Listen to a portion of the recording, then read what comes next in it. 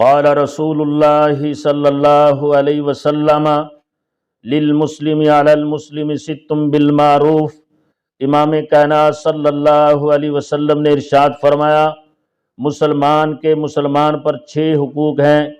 ان 6 حقوق میں ایک حق یہ ہے کہ مسلمان جب فوت ہو جائے تو اس کی نماز جنازہ پڑھی جائے۔ نماز جنازہ پڑھنے کا کتنا ثواب ہے؟ اگر کوئی شخص کے لیے نماز جنازہ پڑھتا ہے تو اس کے لیے 1 قرات ثواب ہے، اور اگر کوئی نماز جنازہ پڑھنے کے ساتھ ساتھ تدفین میں بھی شرکت کرتا ہے تو اس کے لیے 2 قرات ثواب ہیں۔ صحابہ کرام نے عرض کی، ہے اللہ کے رسول، مل قرات، قرات کسے کہتے ہیں؟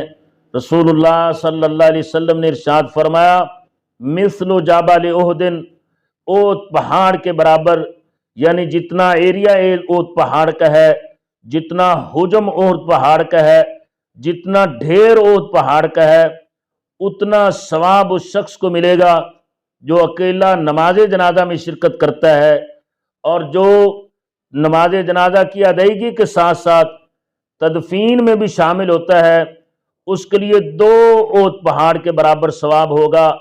اب رہا یہ مسئلہ کہ نماز جنازہ کہاں پر پڑھنی چاہیے؟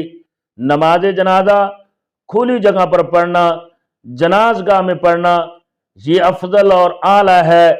رسول اللہ صلی اللہ علیہ وسلم کو شاہ حبشہ نجاشی کی وفات کی اطلاع ملی تو امام کائنات صلی اللہ علیہ وسلم اپنے صحابہ کو لے کر جنازگاہ گئے۔ کھلے میدان میں رسول اللہ صلی اللہ علیہ وسلم نے 4 تکبیر کے ساتھ شاہ حبشہ نجاشی کی نماز جنازہ پڑھائی۔ لیکن اسی طرح مسجد میں بھی نماز جنازہ بوقت ضرورت ادا کی جا سکتی ہے، اس کی بھی اجازت ہے، جیسا کہ ام المومنین حضرت عائشہ صدیقہ رضی اللہ تعالی عنہا نے حضرت سعد بن ابی وقاص کی وفات پر فرمایا کہ سعد بن ابی وقاص کی میت کو مسجد میں لایا جائے، اس لیے کہ میں بھی نماز جنازہ ادا کرنا چاہتی ہوں۔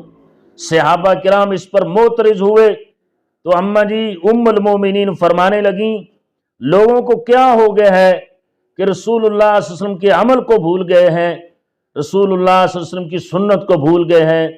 آپ نے ایک بدری صحابی سہیل بن بیضاء رضی اللہ تعالی عنہ کی نماز جنازہ مسجد نبوی میں ادا فرمائی، تو پھر حضرت سعد بن ابی وقاص رضی اللہ تعالی عنہ کی میت کو مسجد میں لایا گیا، جہاں پر صحابہ کرام نے لوگوں نے نماز جنازہ پڑھی، وہاں پر ام المومنین عائشہ صدیقہ رضی اللہ تعالی عنہا بھی نماز جنازہ میں شریک ہوئیں۔